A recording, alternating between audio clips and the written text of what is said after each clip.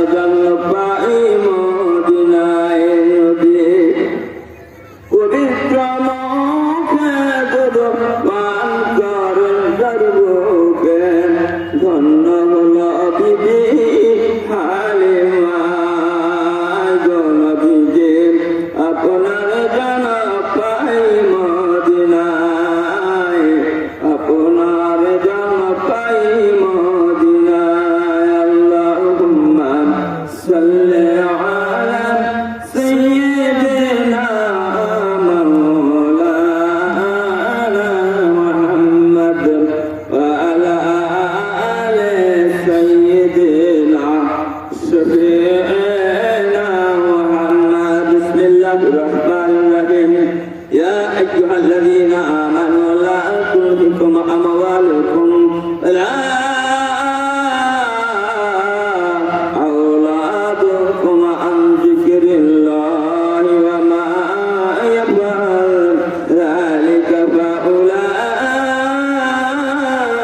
فأولئك هم الخاسرون وأنفقوا مما رزقناكم من قبل آيات أحدكم الموت فيأكل رب لولا أخرتني إلى أجل قريب فأصدق وأكن من الصالحين ولا يؤخر الله نفسا إذا جاء أجلها الله خبير بما تعملون একটুখানি নেকির করে রোজ হাসরের মাঠে ছেলে ঘুরবে বাবার পিছে বাবা ছেলের আগেতে একটুখানি নেকির করে রোজ হাসরের মাঠে ছেলে ঘুরবে বাবার পিছে বাবা ছেলের আগেতে কঠিন হাসরের দিনে আল্লাহ কিন্তু ছাড়বে না ঠিক মতো পড়িলে জান্নাত তোমার ঠিকানা ঠিক মতো পড়িলে নামাজ জান্নাত তোমার ঠিকানা ঘুমের চেয়ে নামাজ ভালো আর তুমি ঘুমাইও না ঘুমের চেয়ে নামাজ ভালো আর তুমি ঘুমাইও না ঠিক মতো পড়িলে নামাজ জান্নাত তোমার ঠিকানা দিলে ভরায় অহংকার চেন নায়াজ খোদার ঘর নামাজের লাগিয়া কি তোর মোটে মায়া লাগে না চিন্তা করে দেখো না কবরে কি যাইবা না, চিন্তা করে দেখো না কবরে কি যাইবা না। যে কবরে আল্লাহ সারা বন্ধু কেহ থাকবে না, যে কবরে আল্লাহ সারা বন্ধু কেহ থাকবে না, চিন্তা করে দেখো না কবরে কি যাইবা না, চিন্তা করে দেখো না কবরে কি যাইবা না। যে কবরে আল্লাহ সারা বন্ধু কেহ থাকবে না, চিন্তা করে তোমায় লইবে ঘিরি যতই কর বাহানা, চিন্তা করে দেখো না কবরে কি যাইবা না, চিন্তা করে দেখো না কবরে কি যাইবা না। যে কবরে আল্লাহ সারা বন্ধু কেহ থাকবে না, চিন্তা করে দেখো না কবরে কি যাইবা না। এ দুনিয়ায় সবাই পর কবর যে তোর আসল ঘর, এ দুনিয়ায় সবাই পর কবর যে তোর আসল ঘর। চিরদিন সেটাই থাকবি পরে যতই কর বাহানা, চিন্তা করে দেখো না কবরে কি যাইবা না, চিন্তা করে দেখো না কবরে কি যাইবা না।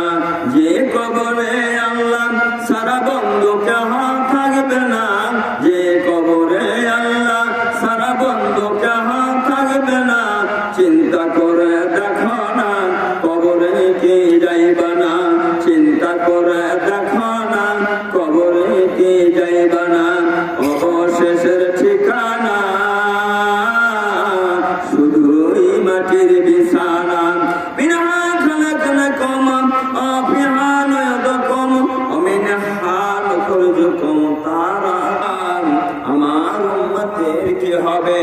আমার মহান রব্বুল আলামিন বলেছেন, হে দুনিয়ার মানুষেরা, হে দুনিয়ার বান্দারা, তোমরা জেনে রাখো, শুনে রাখো, আমার নবী ছাড়া তোমরা কিয়ামতের ময়দানে মুসিবতের দিনে যেদিন তোমরা বিপদে পড়ে যাবে, মাথার মাথার উপরে হাত, মাথার উপরে সূর্যখানা আসবে, আর মাথার মাবন বলে বলে লাখান মধ্যে পড়তে থাকবে, সবাই আলাপি আলাপি করবে।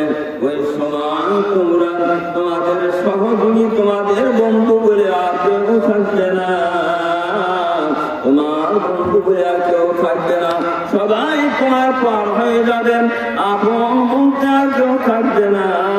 সেদিন তুমি কোথায় পালাবেন? ও বান্দা, শুধুমাত্র আমি ছাড়া তোমাদের কেউ নাই। আমি মহান রব্বুল আলামিন বরাবর করে তোমাদের তৈরি করেছিলাম, তোমাদের বরাবর করে যত্ন করে তৈরি করেছি। আর দুনিয়াতে যে তোমরা মন গড়া ভাবে যা ইচ্ছা তাই করবেন, আর তোমরা দুনিয়া থেকে যা ইচ্ছা তাই করে আমার কাছে আসবে, আমি রব্বুল আলামিন তোমাদের কিন্তু ছাড়বো না। তোমাদের কাঠ বেড়ার সামনে দাঁড়ায় আমি মহান আল্লাহ পাক তোমাদের দাঁড় করে আমি বিচার কাঠ করাই দাঁড়াই করাই আমি তোমাদের বিচার করবো।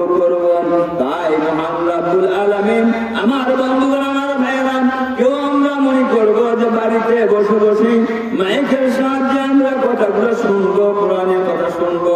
আমার মহান আল্লাহ পাক বলেছেন, দুনিয়াতে আমি আল্লাহ রাব্বুল আলামিন এমন একটি বেহেশতের বাগিচা আল্লাহ পাক আমি তৈরি করেছি, যেখানে আমার নবীর হাদিস থেকে আমার কোরআন থেকে বয়ান হবে। ওটাই দুনিয়াতে একটা বেহেশতের বাগান। যখন তোমরা বেহেশতের বাগানে প্রবেশ করবে, আমি রব্বুল আলামিন তোমাদের আমি জান্নাতের সুসংবাদ দিয়ে আমি রব্বুল আলামিন তোমাদের নিষ্পাপ নির্দেগুনা করেন মাহফিল থেকে বের হয়ে যে গুনাহ করবেন, আমি আল্লাহ তোমাদের জিন্দেগির সমস্ত গুনাহগুলোকে মাফ করে দেব, ক্ষমা করে দেব। আমার বন্ধুগণকে আমরা বাড়িতে থাকবো না, সবাই মাহফিলে চলে আসবো। আমরা নিয়ত করবো, আল্লাহ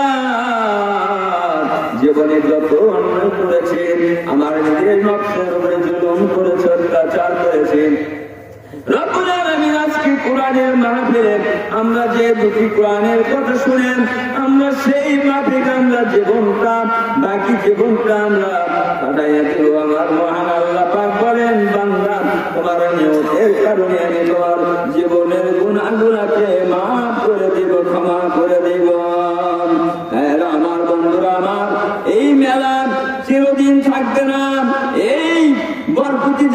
চিরদিন থাকবে না, একদিন আমাদের সামনে থেকে সময়গুলো পার হয়ে চলে যাবে। সেই দিন আমরা বুঝতে পারবো হায় হায় আফসোস, কত না আমরা সময়, আমার হাতে সময় ছিল, সময়গুলো নষ্ট করেছি, আমরা সময়গুলো কাজে লাগাই না, আজকে আমরা বিপদে পড়েছি। আল্লাহ তুমি দয়া করেন আর একটিবার দুনিয়ার মাহফিলে দুনিয়াতে যাবার সুযোগ করে দাও। আমার মহান আল্লাহ পাক বলতে না, সময় আর নাই, তোমাকে আর দুনিয়াতে পেছিয়ে দেওয়া হবে না, আর তুমি দুনিয়াতে যেতে পারবে না। আমি মহান আল্লাহর কাছে চিরদিন তোমরা থাকবে। তোমরা যেমন কর্ম করেছো, কর্মের উপরে তোমাদের ফল হবে। এখন আমার কাছ থেকে তোমরা আর কোনদিন ফিরে যাবে না। তাই আমার বন্ধুগণ, আসুন, মহান রব্বুল আলামিন এই দুনিয়াতে 50, 60, 70, 80 বছর বয়স দিয়ে দুনিয়াতে প্রেরণ করেছেন। সেই মহান আল্লাহকে যদি আমরা দুনিয়া থেকে না চিনি, আমরা যদি আখিরাতে পাও দেই, আখিরাতে চলে যাই, আরে আমাদের জন্য দুর্ভাগ্য, আমাদের জন্য দুর্ভাগ্য। কি হবে আমাদের?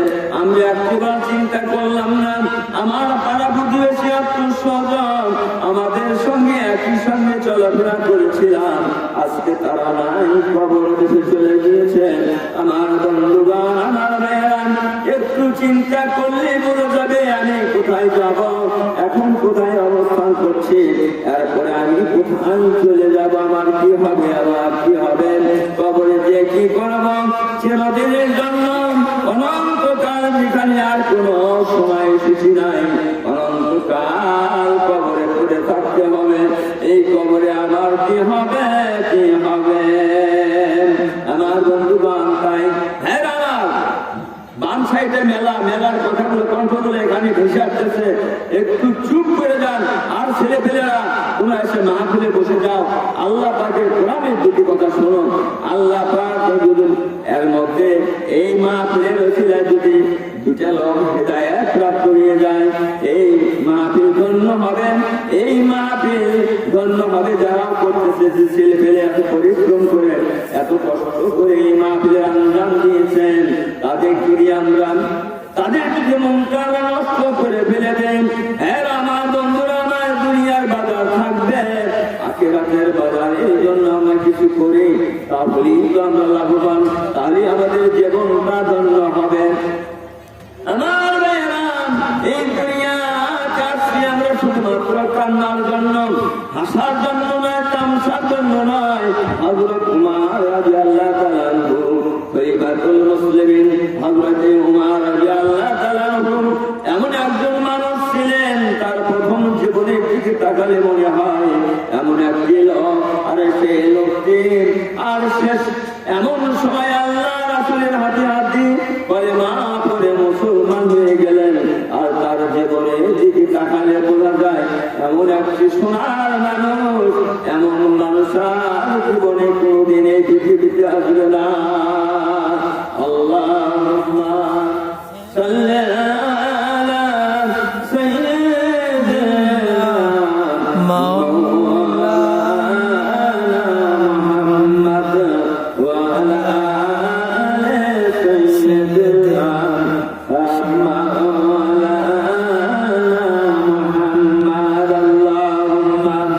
صلي على سيدنا مولانا محمد وعلى آل سيدنا مولانا محمد। মেয়েরা আমার, বন্ধুরা আমার, খাওয়া দাওয়া শেষ, ঈশার নামাজও শেষ হয়েছে। আমরা দয়া করে অনুগ্রহপূর্বক আমরা মাহফিলে চলে আসি। যদি মাহফিলে যদি বক্তার সামনে যদি শ্রোতা না থাকে, বক্তার ওয়াজ করতে পারবে না। কত পয়সা খরচ করে একটা বক্তাকে আনতে হয়।